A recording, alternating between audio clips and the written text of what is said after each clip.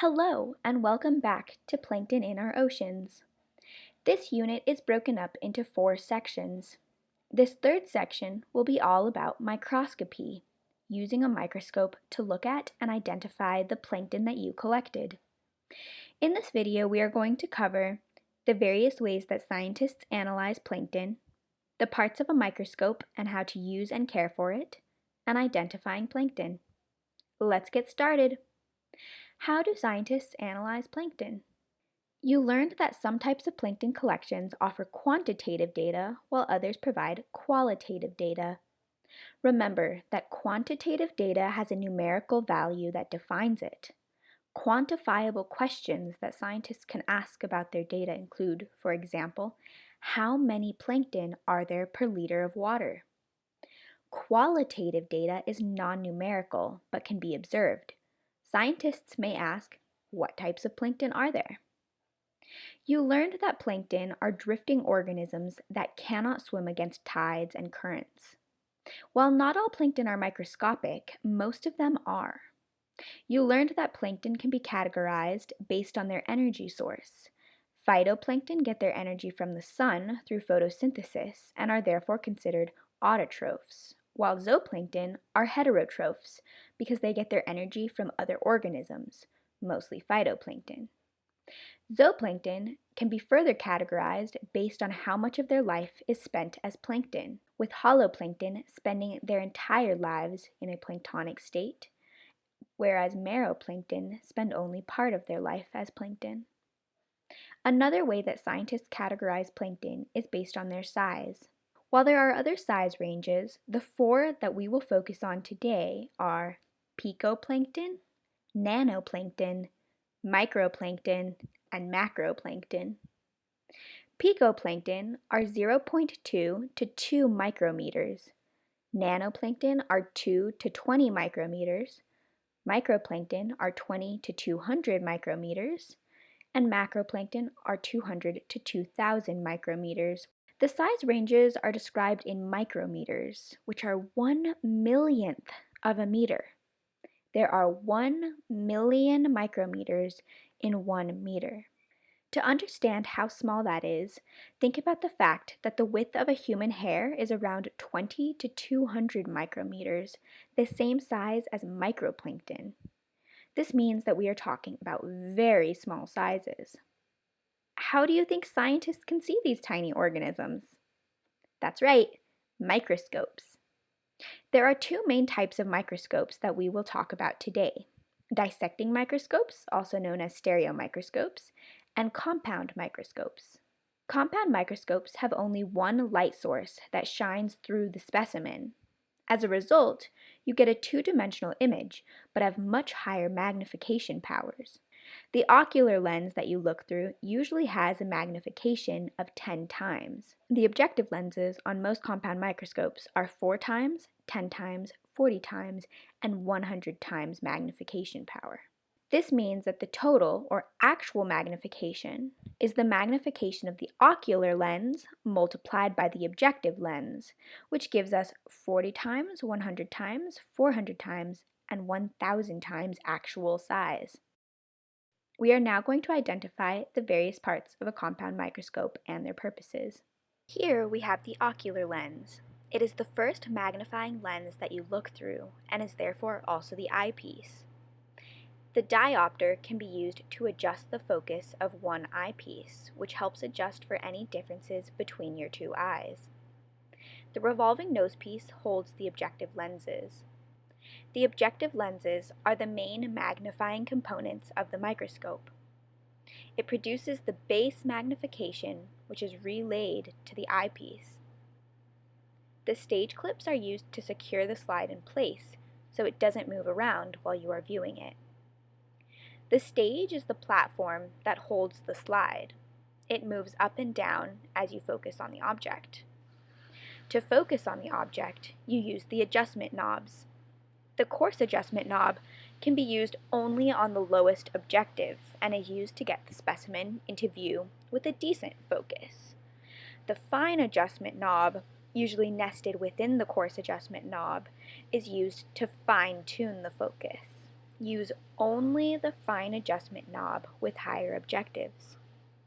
The arm of the microscope connects the base and the head of the microscope. The stage control on a mechanical microscope, like the ones you will usually use, moves the specimen. The top knob moves it forward and backward, and the bottom knob moves it left and right. The illuminator is the one light source on a compound microscope. It shines through the specimen. The condenser, which is located under the stage and above the illuminator, focuses the light that passes through the specimen so that you get a clear image. The base is the bottom of the microscope that supports the whole microscope and holds the illuminator. Those are the main parts of a compound microscope. To use a compound microscope, a drop of water can be placed on a slide and a cover slip can be placed on top. The microscope should have the stage fully lowered and the revolving nosepiece turned so that the lowest objective points down. The sample can then be placed onto the stage and secured with the stage clips. After plugging in the microscope and switching it on, you can look through the ocular lens and begin bringing your sample into focus.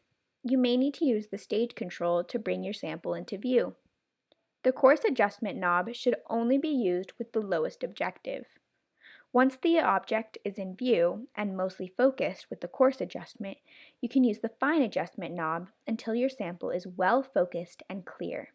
At this point in time, you can carefully turn the revolving nosepiece to a higher objective lens. You may need to make slight adjustments using the fine adjustment knob, but never use the coarse adjustment on anything besides the lowest objective. Never use the 100 times objective without oil. After looking at what you wanted to under the microscope, carefully turn the revolving nosepiece back to the lowest objective, lower the stage completely, and remove your microscope slide. Dissecting microscopes give you a three-dimensional view of your specimen. The magnification range of dissecting scopes varies, but most of the ones that you will see and use are most likely between 10 and 45 total magnification. Once again, the ocular lens is usually around 10 times magnification, and the objective lens can be set between 1 and 4.5. We are now going to identify the various parts of a dissection scope and their purpose. Once again, we start with the ocular lens, which is also the eyepiece.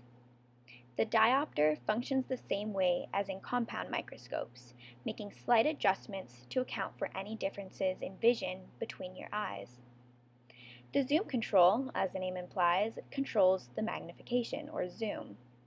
It is kind of like the revolving nosepiece in that it sets the objective to the desired magnification.